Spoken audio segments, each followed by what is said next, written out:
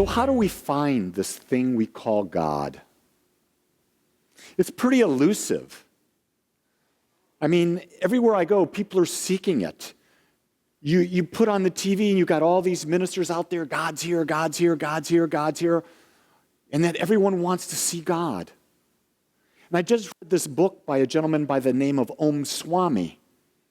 And in the book, Om Swami talked about the idea that he went into this deep, transcendent state of meditation for years for the purpose of being able to have a visual experience of the divine feminine.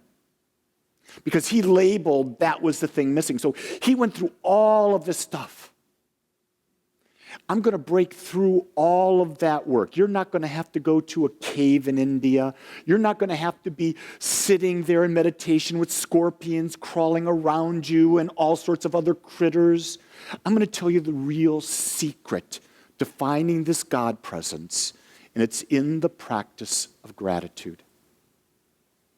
It's so simple that we forget it and we ignore it.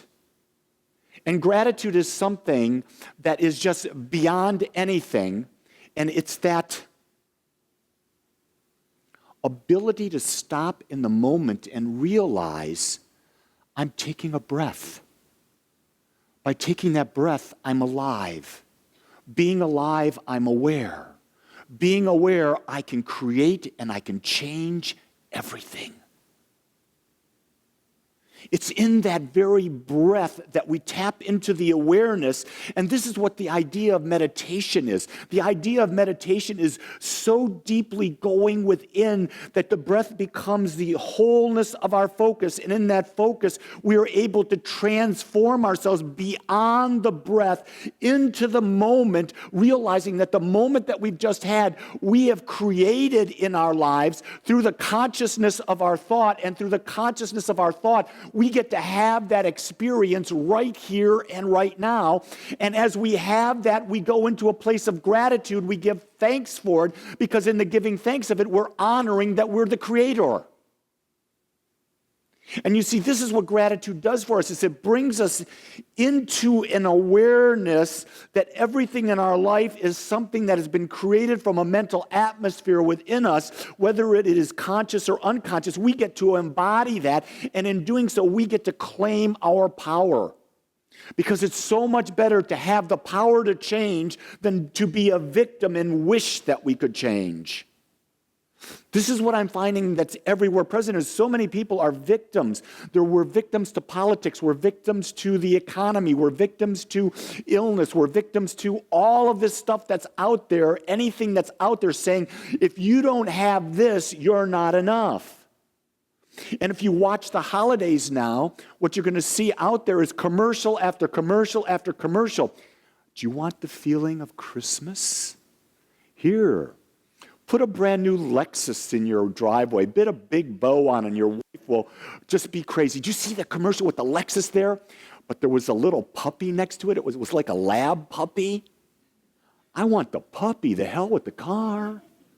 The puppy was exuberating in energy.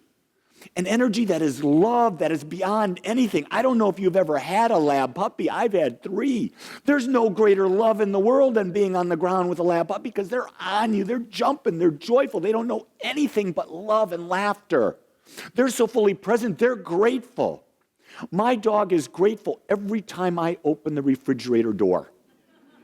I mean, that dog will be downstairs in the farthest spot of the house. I go, and all of a sudden, there she is. And she's grateful to just be in my presence. And with that gratitude, what must I do? I must, of course, share. It's that attitude she's got. I'm grateful for everything. I mean, last night we had this magnificent feast, and she was put downstairs because she would have just drove everyone crazy and would have been fat as could be after the evening. But when she came upstairs, it was all forgotten. All that idea of being separate was forgotten, and she was fully present because she had a job to do. Do you know what that job was? To help us clean every plate that was there. And in gratitude, she did it, and guess what? Because she was grateful living in that, she attracted more plates. Now, wouldn't you love to do that? Think about this. If you're in a relationship with a partner, with your children, with your parents, the more grateful you are for what they represent in your life, and they can feel that gratitude, whether you're saying it or not, because it's an energy. Gratitude is an energy that we put out there when we're saying thank you to the universe for this in our lives, which we are responsible for. When we can take that gratitude, that energy, oh my God, we transform the relationship. Here's what I understand with relationships. We start a relationship, and where are we? We're in the I phase. Do you know what the I phase is? It's the infatuation phase. It's the phase that we are just, oh, my little schnookums. Oh, my little doll baby, and all this baby talk. You've heard that on Seinfeld where they do the baby talk thing. And then it's, I can't wait to be with you. Oh, let me hold your hand. I'll never. I remember when I was growing up, I had a bench seat in the front of the car, right? And Jean would be right up there next to me. And I said, honey, as long as we're married, I want you to promise you'll be right up next to me. Well, I want you to know we now have bucket seats. The infatuation wears off. And so all of a sudden, when the infatuation wears off, what happens? We're not focusing on, oh my God, she's got the most beautiful eyes. Oh my God, I love her voice. Oh my God, she does this. She's like this. Oh my God, like this. Now we start to come and say, oh, she brushes her teeth really weird. Oh my God, do you see the way she stands when she talks to people? You know, we start to find the other things. What have we done? We've come out of gratitude. We've gone into comparison because society says we must compare to see if this is worthy of us. Instead of saying, let me focus on what's good and fall so deeply in love with that at such a level beyond that in that gratitude of that experience, I am able to support my partner, support my parents, support my child, support you as a community member. In gratitude, I can support you as you unfold your greatness. Not the greatness that I see in you, but the greatness that is within you, that's inherent, that's your divine nature, which is the God that you're looking for. It comes full circle. The God that you are looking for is in your unique expression of life. And the only way that you're going to continue to abound in your expression of life is that you're going to have to be grateful for every single thing that has ever happened to you, that ever will happen to you. Because when you are grateful, not only do you build an energy, but you see the world through the eyes of the divine. You see, the eyes of the divine sees both sides at the same time. It sees what is perceived as good versus what is perceived as bad. It collapses it into a neutral expression.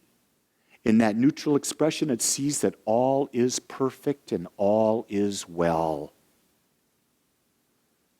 And you see, gratitude goes to that idea of the silence. You see, when there's all the talk of comparison, all the chatter going on, gratitude is that thing that when everything becomes still,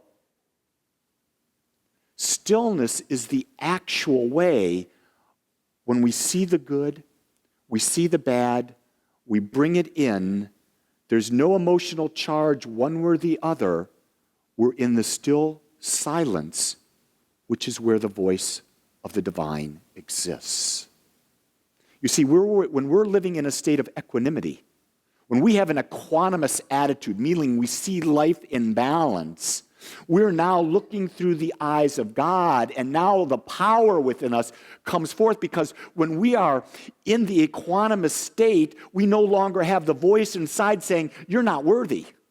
You can't have this. Who are you to think you've got it? But when you're equanimous, when you're in that state of the divine, now the divine, or quantum physics would say, the whole field of consciousness is now available to us. And then when we focus on it with all our belief and all of our emotions and all of our convictions, when we focus on it that way, we're giving it to collapse. By collapsing, we bring it into our experience.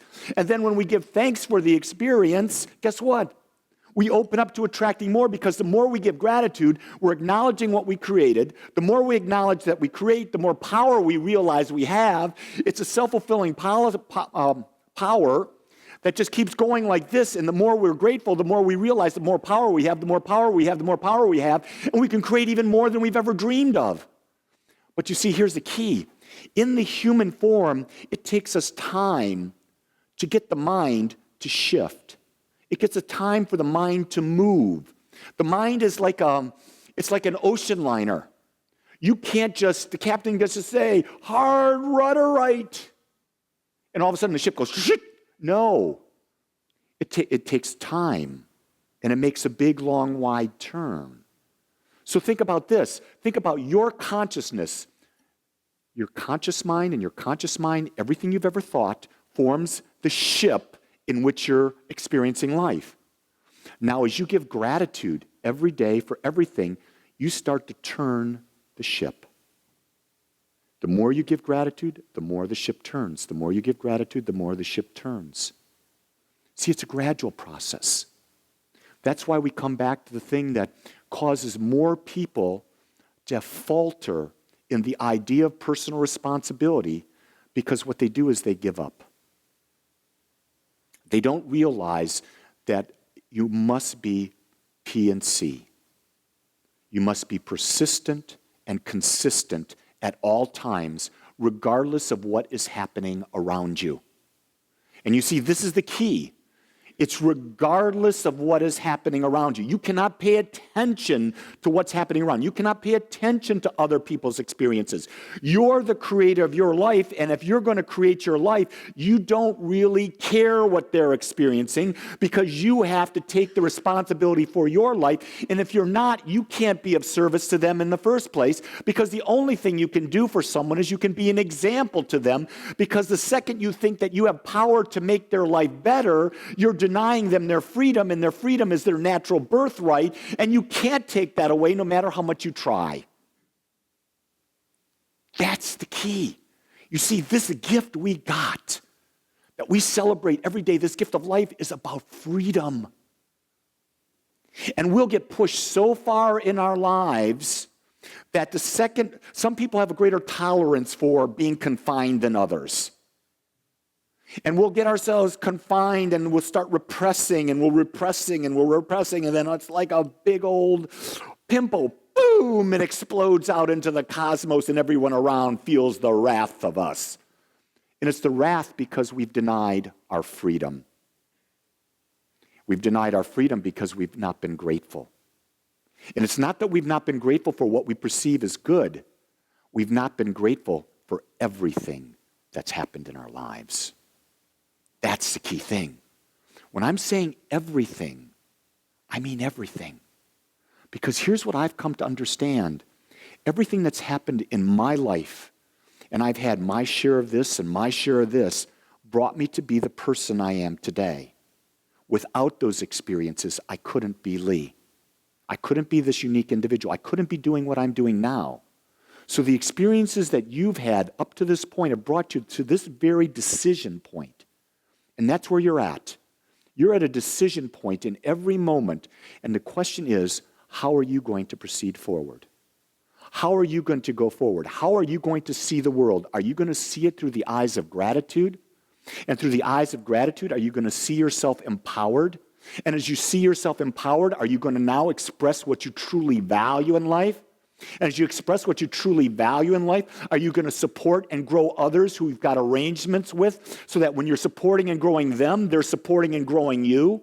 And then together, the two of you come together and you support and grow the community that you're around, your children, your family. And so that everything through this idea of support and growth and gratitude starts to build, and we raise a collective consciousness. And that collective consciousness doesn't care what's happening in politics or in business. It creates something so big that all of that nonsense falls away and there's a change.